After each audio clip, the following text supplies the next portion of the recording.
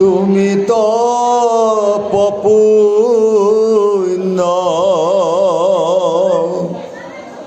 তুমি বিনে শূন্য,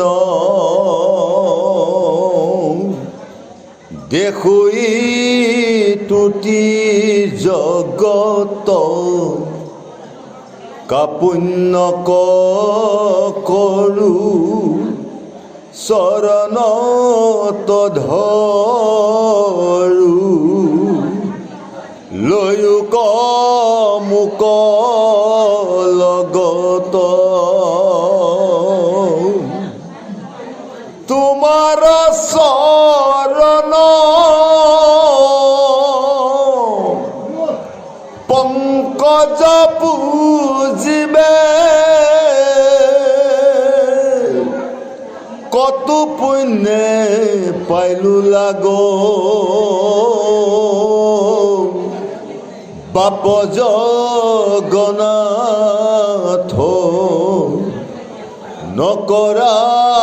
অনাথ ভকত কত মিত্যাগ আৰামে সৌম্যকে অমৃত তোমাৰ চৰিত্ৰ শুনে মাত্ৰ জিতু নৰে পায়া প্ৰেম ভাৱ নিৰৈত জোপাও বিষয় কুপৰিহৰে অৰামে শয়নে ভোজনে স্নান গৈ প্ৰস্থানে সদা সেৱা কৰো আমি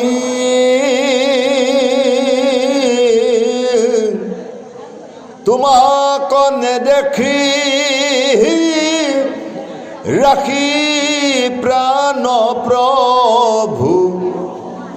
কিমতে বৰ্তিব স্বামী।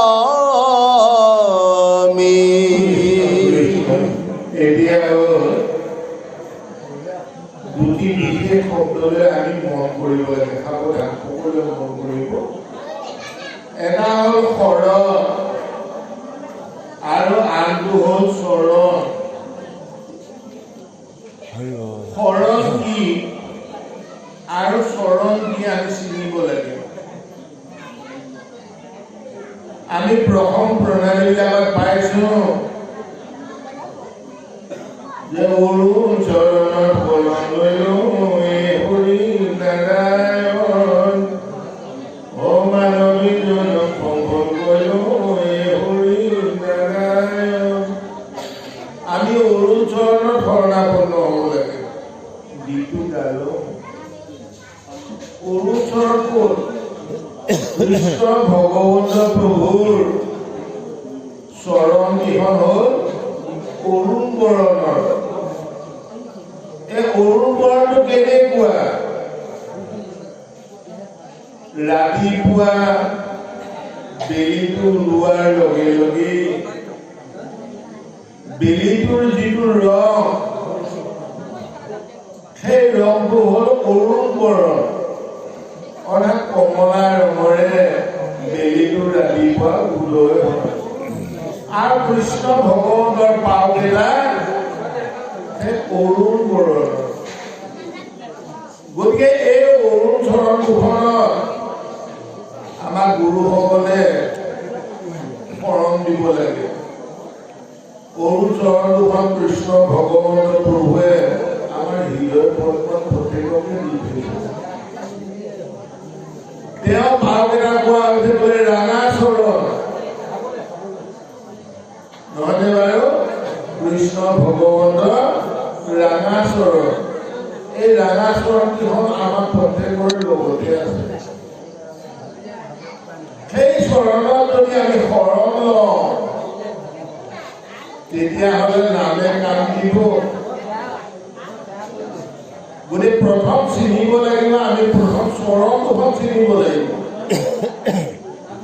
আৰু চৰণ দুখন যেতিয়া আমি চিনি তেতিয়া শৰণৰ কথালৈ আহিব তালৈ ৰ আৰু মূৰ্ধন্য তালৈ লৈ বুজাইছে আমাৰ দেহটো হওক মৰা হওক সকলোৰে দেহটো হওক মৰা হওক আৰু এই মৰা হওক দেহটো প্ৰভু ভগৱন্তই কি কৰি আছে ৰমণ কৰি আছে আৰু ৰমণ কৰি আছে আমাৰ দেহটো মৰি থকা নাই জীয়া হৈ আছে যদি প্ৰভু ভগৱন্তৰ ৰমণ নকৰা হয় তেতিয়াহ'লে আমাৰ দেহটো কি হ'বগৈ মৰাশত পৰিণত হ'ব আৰু প্ৰভু ভগৱন্তৰ ৰমণ কৰি আছে কাৰণে এই 24 তত্ত্বৰ দেহটো চকু কাণ নাক মুখকে আদি কৰি সমস্ত ইন্দ্ৰিয় বৰ্গ আনন্দ লাভ কৰি আছে চকুটোৱে পোহৰ পাইছে বা দৃষ্টিশক্তিটো পাইছে তাৰ পৰা পৰম ভগৱন্তৰ পৰা আজি যে দুআষাৰ আপোনালোকৰ মাজত কথন কৰিছো কাৰ কৃপা প্ৰভু ভগৱন্তৰ কৃপা অৰ্থাৎ আত্মাৰ যদি মোৰ মাজত নাথাকে মৰাশতো কেতিয়াও কথা গতিকে তেওঁ মোৰ মাজত ৰমণ কৰি আছে কাৰণেই আমি দুআষাৰ আপোনাসকলৰ লগত ভুলে দুআষাৰ ঈশ্বৰ কৃষ্ণ ভগৱন্তৰ কথা আলোচনা কৰিছো এতিয়া আজি সাধুগুৰু বৈষ্ণৱ হ'ব আজি হঠাৎ এই হৰি মন্দিৰত আহিছে কৃষ্ণ কথা শুনিবলৈ আহিল আপোনালোকে নিজৰ ইচ্ছা মতে আহিছেনে বাৰু এই গুৰুসকল আই মাতৃসকল আপোনালোকে কোনেও নিজৰ ইচ্ছা মতে আহিব পৰা নাই আপোনালোকৰ ঘৰৰ মাজত দেহৰ মাজত আত্মাৰ কি কৰিছে আপোনালোকক চৈতন্য কৰাই ৰাখিছে কাৰণেহে আপোনালোকে ইয়ালৈ আহিব পাৰিছে যদি সেইটো ওলাই গ'লহেঁতেন এই অহা যোৱা ভাগিটো যদি নাইকিয়া হ'ল মৰাশতো কেতিয়াও ইয়ালৈ আহিব পৰা শক্তি কাৰ কিমান অহা হৈছে প্ৰভু ভগৱন্তৰ কিমান অহা হৈছে অৰ্থাৎ শৰণ হ'ল সেইটো যে দেহটোৰ মাজত যিটো বস্তু ৰমণ কৰি থাকি মোৰ চৈতন্য শক্তি প্ৰদান কৰা হৈছে আনন্দ দি আছে সেই শৰণত আমি শৰণাপন্ন হ'ব লাগে গুৰুসকলে আমাক দেখুৱাব লাগে এতিয়া উদ্ধৱ মহাপ্ৰভুৱে এই শৰণভাগ পাইছে গতিকে কৈছে ইয়াতে যে তোমাৰ চৰণ পংকজ ফুলিবে ক'তো পুণ্যে পায়ো লাগ তাপো জগন্নাথ নকৰা অনাথ ভকত তুমি দিয়াটো হে প্ৰভু ভগৱন্ত তোমাৰ শৰণাগত তুমি অনাথ নকৰিবা আৰু তুমিয়ে মোৰ এই দেহ ৰাজ্যখন তুমি পৰিচালনা কৰি আছা চৈতন্য শক্তি পৰিচালনা কৰি আছা কেনেকৈ কৰি আছে আপোনাসকলে অকণমান মন কৰিলে কথাটো ধৰা পৰিব নিশা হোৱাৰ লগে লগে এমুঠি প্ৰসাদ খাই আপোনালোকে পৰ্যায় শুই দিলে পুৱাই আৰু মৰাই হ'ল হয়নে নহয় বাৰু হয় যে যেতিয়া আপোনাৰ টোপনি আহিছিল তেতিয়া উশাহ নিশাহবিলাক কোনে খুৱাই আছিল আপোনালোকক আপোনালোকে নিজে লৈছিলে বাৰু এতিয়া যেনিবা ক'ব আপোনালোক চৈতন্য হৈ আছে নহয় খাৰে আছে গতিকে ক'ব উশাহ নিশাহটো মই নিজে লৈ আছো কিন্তু যেতিয়া এজনী খাই গ'লে বিচনাত শুই দিব ফুৰাই খুৱাই আৰু মৰাই সমান তেতিয়া মোৰ এই দেহৰ ৰথত কোনে চলাই আছে মহাভাৰতৰ যুদ্ধত অৰ্জুনৰ ৰথৰ সাৰথি আছিল ভগৱান শ্ৰীকৃষ্ণ আৰু আমাৰ এই দেহ ৰাজ্যখন দেহটো হ'ল একোখন ৰথ আৰু এই দেহৰ ৰথখন কোনে চলাই আছে সেই কৃষ্ণ ভগৱন্তটোহে চলাই আছে কেনেকৈ চলাই আছে অপানি যুৱতী প্ৰাণা প্ৰাণা প্ৰাণা কথা কয়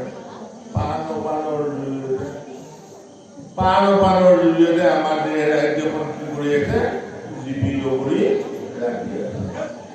এতিয়া উদ্ধৱ মহাপ্ৰভুৱে কৈছে হে প্ৰভু তুমিয়ে তপ তুমিয়ে জপ সকলোকে তুমিয়ে তোমাৰ নামতে মই সমস্তখিনি অৰ্পণ কৰিলোঁ আৰু তুমি যদি মোৰ পৰা গুচি যোৱা প্ৰভু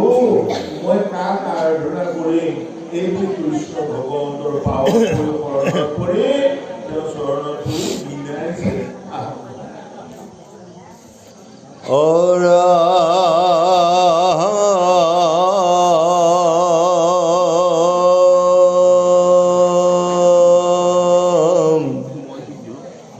মই পিন্ধু চাৰ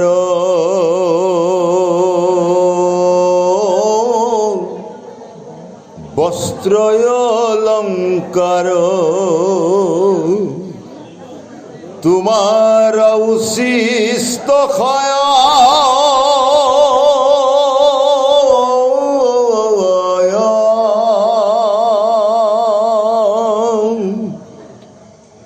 দৰাই আছে চিত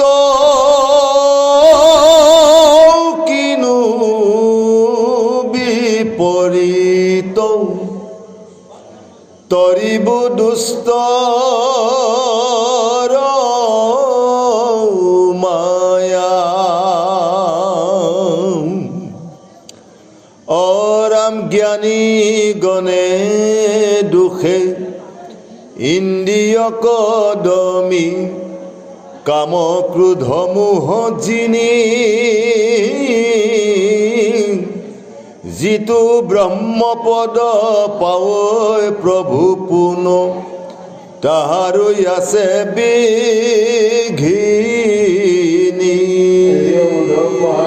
কৈছে যে মই পিন্ধো চাৰ বস্ত্ৰ অলংকাৰ তোমাৰ উচিষ্ট খায়া উদ্ধৱ মহাপ্ৰভুৱে বোলে প্ৰভু ভগৱন্তৰ উচিষ্ট খায় উচিষ্ট মানে আমি চোৱা বা আনে এৰা কথা ভাতকে আমি উচিষ্ট বুলি কওঁ এতিয়া সেই গুৰুসকল উদ্ধৱ মহাপ্ৰভুৱে বাৰু কৃষ্ণ ভগৱন্ত প্ৰভুৱে এৰা কথা ভাতকে খাই তেওঁ জীৱন নিৰ্বাহ কৰি আছে এতিয়া আমি বিলাকে উচিষ্ট খাওঁনে নাখাওঁ কথাবিলাক শাস্ত্ৰ শুনিলেই নহয় কথাবিলাক অকণমান বুজিবলৈ যত্ন কৰিব লাগে ইয়াৰ উদ্ধৱ মহাপ্ৰভুৱে যে তোমাৰো উচিত খাই তৰিব দুষ্টৰ মায়া হেনকে আছিল অভিপ্ৰায় তোমাৰ এৰা কথাকে খাই মই জীয়াই থাকিম বুলি পেলাই আশা কৰিছিলোঁ আৰু তুমি যদি বৰষুণলৈ যোৱাগে তেতিয়াহ'লে মই তোমাৰ এৰা কথা খাবলৈ নাপাম কিন্তু গুৰুসকল আমিবিলাকে তেৰাৰ উচিষ্ট খাওঁনে নাখাওঁ জানিবলগীয়া কথা যে জ্ঞাতে হোক বা অজ্ঞাতে হোক আমিবিলাকে যি আহাৰ গ্ৰহণ কৰি আছো সেই আহাৰবিলাকো প্ৰভু ভগৱন্তৰ উচিষ্টকে ভোজন কৰি আছো কেনেকৈ প্ৰশ্ন আহিব কাৰণ কৃষ্ণ দৰ্শন নকৰাকৈ আমি খাই দিওঁ কিন্তু প্ৰভু ভগৱানে কেনেকৈ পাই দিয়ে হ'লে অৰ্থাৎ আমি ভাতগৰা খালি পুৰি লৈ মুখত সোমোৱাবলৈ নিয়াৰ লগে লগে প্ৰথমতে কোনে পায় ঘ্ৰাণীন অৰ্ধ ভোজন অৰ্থাৎ নাকেৰে আগেই পায় এইখন মুখে আগেই পায় এইখন মুখে আগেই পায় তেওঁৰ এৰা সঁচা আমি খাওঁ প্ৰথম গোন্ধটো তেওঁ পায় সেয়ে নজানি পেলাই দিয়াতকৈ আমি জানি বুলি হানি কৰি লৈ প্ৰভু ভগৱন্তক যদি ঘ্ৰাণটো দিওঁ তেওঁৰ নাম লৈ তেতিয়া জানো কিবা অপৰাধ হ'ব আমাৰ মাহ প্ৰসাদ দিলে সাধু বৈষ্ণৱসকলক কিছু সকলক দেখিবলৈ পাওঁ কোনোবাই হয়তো কপালত লয় হয়নে বাৰু আৰু কোনোবাই নহ'লে শিৰত লোৱা আমি দেখিবলৈ পাওঁ হয়নে বাৰু কিন্তু সেই আই মাতৃসকল সাধু বৈষ্ণৱসকল অন্ন ভোজনেই হওক প্ৰসাদ ভোজনেই হওক আমি প্ৰথম কি কৰিব লাগে কৃষ্ণ ভগৱন্তৰ প্ৰভু আমি ধ্যানটো দিব লাগে আৰু ধ্যানটো দি পেলাই তেওঁৰ উচিতটো আমি খাব লাগে প্ৰসাদ কোনো কাৰণত পেলাব নালাগে কত ভগৱানক এইটো প্ৰথমতে দি পেলাই ভগৱানৰ নাম লৈ প্ৰসাদ যদি কেনেবাকৈ বস্তু পালে ঈশ্বৰৰ ওচৰত দৰ্শন কৰা বস্তু হয়নে নহয় বাৰু গতিকে প্ৰভু ভগৱানৰ নাম লৈ ধ্যান দিব আৰু ধ্যান দি পেলাই আমি অন্ন ভোজন কৰিব প্ৰসাদ ভোজন কৰিব লাগে তেতিয়াহ'লে আমাৰ কি হ'বগৈ যে প্ৰভু ভগৱতৰ উদ্ভৱে যেনেকৈ কৃষ্ণ ভগৱতৰ প্ৰভুৰ এৰা সঁচাই খাইছিল আমি বিলাকে সদা সৰ্বদা যেতিয়া কৃষ্ণ ভগৱন্তৰ ভাগ ৰাখিবলৈ অন্ন খোৱাৰ লগে লগে সেই অন্ন কি কৰিব আমাৰ ভগৱতী ভাগটো বৃদ্ধি কৰিব ৰান্ধনি আইগৰাকী যদি বক বক কৰি কাজিয়া পেচাল কৰি পেলাই যদি অন্ন খাব বনাবলৈ ল'লে তেতিয়াহ'লে সেই অন্নৰ পৰা কি হ'বগৈ ঘৰখনৰ ল'ৰা ছোৱালী বুঢ়া বেঢ়া সকলোৱে বোলে দম কৰিবলৈ শিকিব তমগুণৰ প্ৰভাৱ বাঢ়িব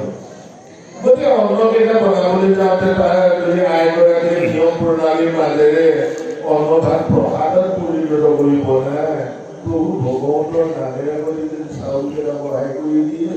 তেতিয়াহ'লে সেই অন্নৰ দ্বাৰা কি হ'ব আমাৰ আকুৰি স্বভাৱবিলাক নাইকিয়া হৈ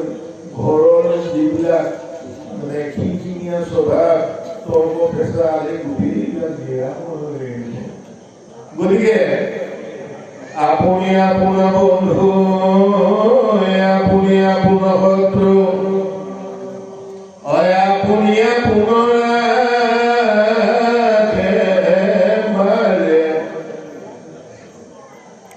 আমি নিজৰে বন্ধু আৰু নিজৰে আমি শত্ৰু হ'ব পাৰোঁ যদি আমি কৰ্মবিলাক জানি বুজি কৰোঁ তেতিয়াহ'লে কি হ'ব আমাৰ মিত্ৰ সি কামত আহিব কিন্তু আমি তাকে নজনাৰ ফলত আমি নিজকে কি কৰিছোঁ নিজৰে আমি শত্ৰু হৈ আছোঁ কাৰো শত্ৰু নহয় নিজৰে শত্ৰু হৈ আছোঁ কেনেকৈ এই উশাহ নিশাহটোৰ লগতে আমাৰ আয়ুসবিলাক বান্ধা হৈ আছে কোনে কিমান দিন আয়ুস লৈ আহিছে কিমান দিন জীয়াই থাকিব 1 মিনিটৰ ভিতৰত যদি 16 বাৰ যদি অহা যোৱা কৰিছে সেই মানুহজনৰ পৰমায়ু হ'ল 100 বছৰ আৰু এতিয়ালৈকে আপোনাৰ আয়ুস যিটো হৈছে তাৰ পৰা 100 বছৰ দিন দিলে আপোনাক আৰু কিমান দিন জীয়াই থাকিব ওলাই পৰিব কিন্তু এই 16 বাৰৰ পৰা যদি অধিক আপোনাৰ 20-22 বাৰ গৈছে তেতিয়াহ'লে জানিব আপোনাৰ 60 আহিছে সোনকালে 60-65 বছৰ বয়স হ'লে আপোনাৰ কিয়নো কুকুৰটোৰ স্বভাৱ প্ৰকৃতি হ'ল কেনেকুৱা কুকুৰে লাহে লাহে কেতিয়াও নাযায় কুকুৰে দৌৰি দৌৰি যায় কাৰণেই উশাহ নিশাহ লৈ কেনেকৈ জিভাখন মেলি ধোঁৱাটো মুখালৈ হয়নে বাৰু আৰু এনেকৈ উশাহ নিশাহ লয় কাৰণে সি সোনকালে 12-13 বছৰতে মৰি থাকে কিন্তু কাছটোৱে 24 ঘণ্টাৰ ভিতৰত 4 বাৰ বা 5 বাৰহে উশাহ লয় গতিকে কাছটোৰ আয়ুসটো কিমান 250 বছৰ 300 বছৰলৈ এটা কাছ জীয়াই থাকে ঠিক আমাৰ এই নৰদৰ দেহাটো প্ৰত্যেকৰে 120 বছৰ পৰমায়ু কিন্তু 120 বছৰ পৰমায়ু আমাৰ নিজৰ নজনাৰ দুখত আমি কি কৰিছোঁ আমি ক্ষণভংগ হৈ আয়ুসবিলাক দেখে নাশ কৰিছোঁ ইয়াক আমি যদি সঞ্চিত কৰিব জানো অৰ্থাৎ ভাতিটোক যদি আমি ৰাখিব জানো বুদ্ধি ৰাখোঁতে 1 মিনিটৰ ভিতৰত 10 বাৰ বা 15 বাৰ বা 20 বাৰ যদি আমি বন্ধ কৰি ৰাখিব পাৰোঁ তেতিয়াহ'লে গুৰু সান্নিধ্যত হ'ব লাগিব এই কৌশলবিলাক যদি আমি জানো তেতিয়াহ'লে কি হ'ব আমাৰ জীৱনৰ আয়ুস ৰেখা কি হ'ল হ'ব ব্ৰহ্মাতকৈ 7 গুণ বেছি বিষ্ণুৰ আয়ুস ব্ৰহ্মাতকৈ 7 গুণ আয়ুস বেছি অৰ্থাৎ 14 গুণ হ'ল বিষ্ণুৰ আয়ুস আৰু বিষ্ণুতকৈ 7 গুণ আয়ুস বেছি বাবা নাম ধুলাৰ আয়ুস শিৱ বাবাই কি কৰে তেওঁ যোগ কৰে তেওঁ প্ৰাণায়াম কৰে অৰ্থাৎ যি মানুহে প্ৰাণায়াম কৰে তেওঁ জীৱনৰ আয়ুস ৰেখা দীঘলীয়া হয়। বাজি হয় এতিয়া কৈছে যে সমগ্ৰ অমৃত তোমাৰ চৰিত্ৰ শুনে মাত্ৰ যিটো নহে পায়া প্ৰেম হব নেৰৈ তুলু পাও বিষয় মোক পুৰি হৰে। যিসকল সাধুগুৰু ভকত আই মাতৃসকলে সঘনাই যদি সাধুগুৰু বৈষ্ণৱ সেৱন পূজন কৰি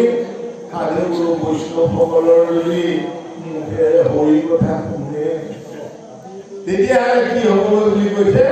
তেওঁলোকে হৰি কথা শুনোতে শুনোতে মায়াবিলাক তেওঁলোকৰ দূৰ হৈ গৈ থাকিব। মায়াবিলাক দূৰ হৈ তেওঁলোকে ক্ৰমান্বয়ে নিৰ্মায়া হ'বলৈ প্ৰয়াস কৰিব, অভ্যাস কৰিব লাগিব।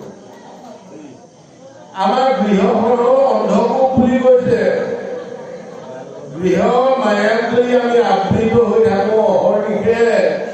তেতিয়াহ'লে আমি উৰ্ধগামী হ'ব লাগিব। আৰু এই গৃহতে থাকি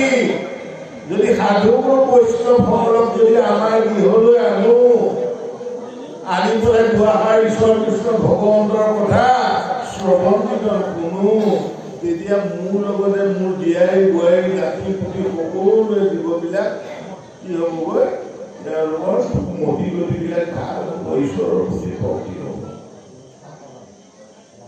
এতিয়া এইখিনিতে প্ৰশ্ন আহিছে গুৰুসকল যে মানুহবিলাক সদায় কলৈ যায়, মানুহবিলাক সদায় সদায় কলৈ যায় আৰু মানুহবিলাক সদায় সদায় কলৈ নাযায়। দিয়ক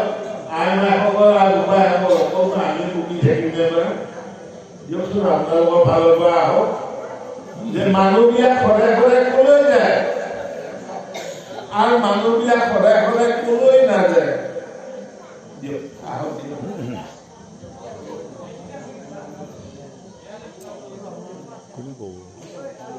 কিবা ক'বনে? মানুহবিলাক সদায় সদায় কলৈ যায়?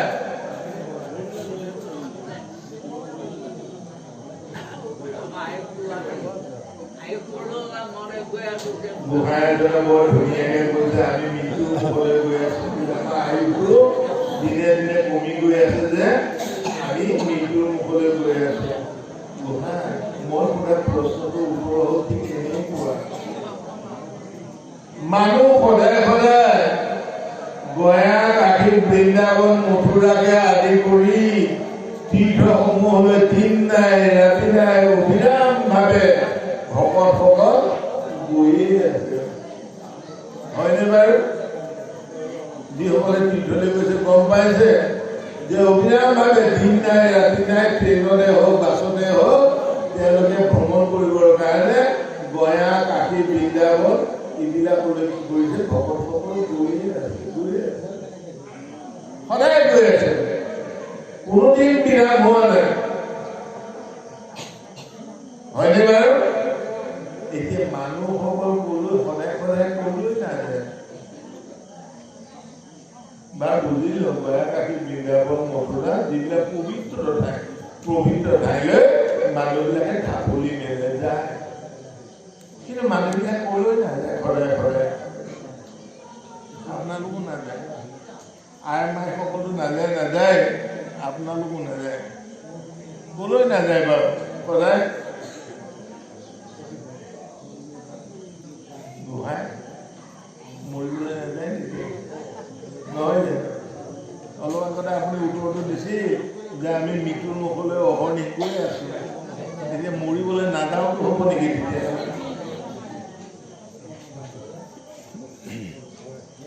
মানুহবিলাক সদায় সদায় নাযায়, কলৈ নাযায়? শ্মশানলৈ নাযায়। যেতিয়া গাঁৱৰ কোনোবা বুঢ়া দেখা পৰলোক প্ৰাপ্তি ঘটে, তেওঁ সৎকাৰৰ লৈছে সেইদিনা গয়া জ্ঞাতি লগ লাগি যায়, তাৰপিছত বাৰু যায়নে বাৰু? নাযায়। যেতিয়ালৈকে কোনোবা এজন মৃত নহয় তেতিয়ালৈকে নাযায়। এতিয়া কথাটোৱে কি বুজাইছে? হে সাধুগুৰুসকল আৰু আই মাতৃসকল, দীঘলৈ তেনেকৈ সদায় সদায় মানুহ অহা যোৱা কৰে, গৈয়ে আছে। ঠিক আমাবিলাকৰ গৃহখন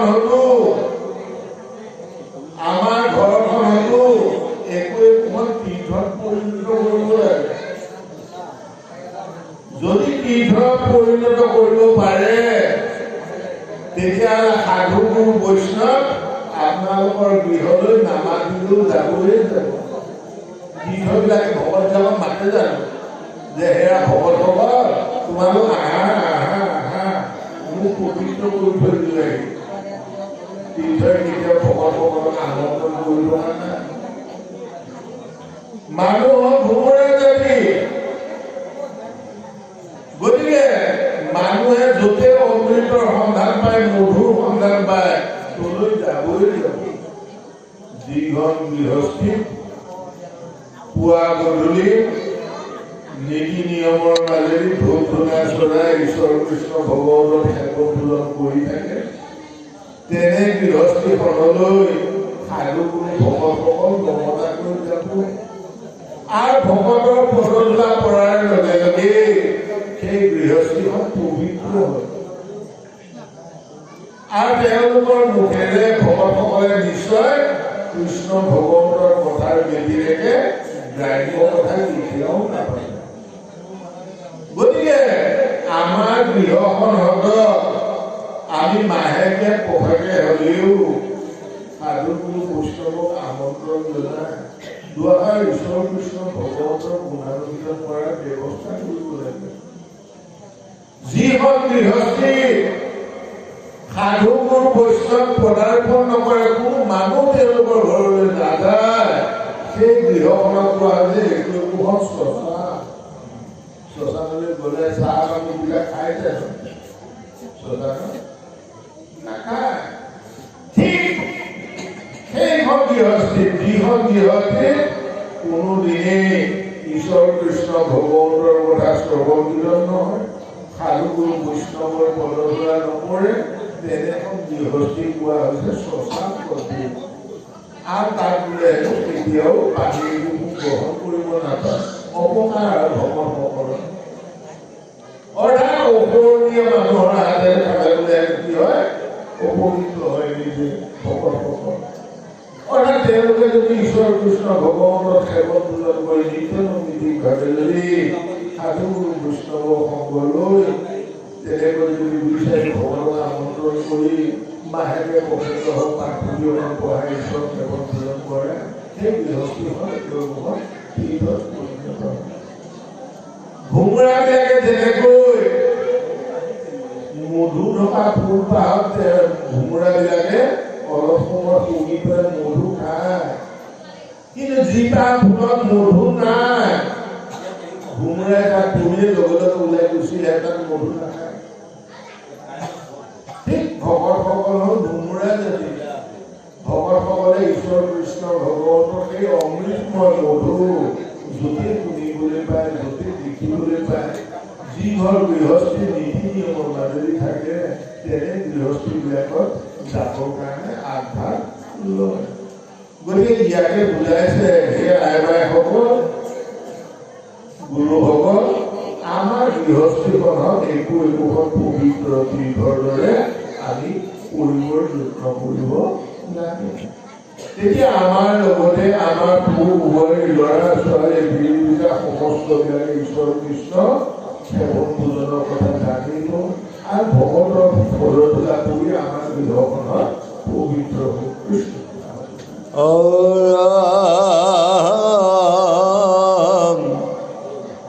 আমি মহামোহ গৃহবাসী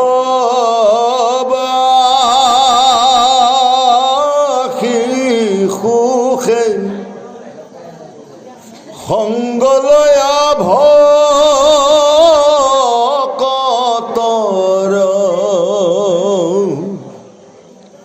তোমাৰ চৰিত্ৰ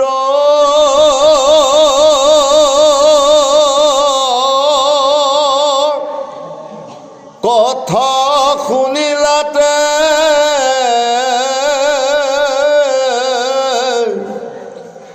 তৰিলো মায়া দুষ্ট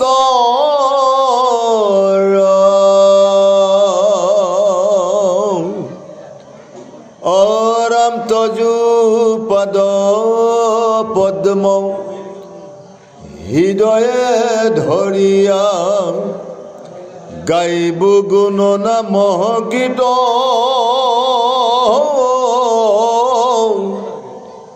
এতেকে মুকুতি অপয়াসে পাইব এনেকে আছিল চিত্ৰ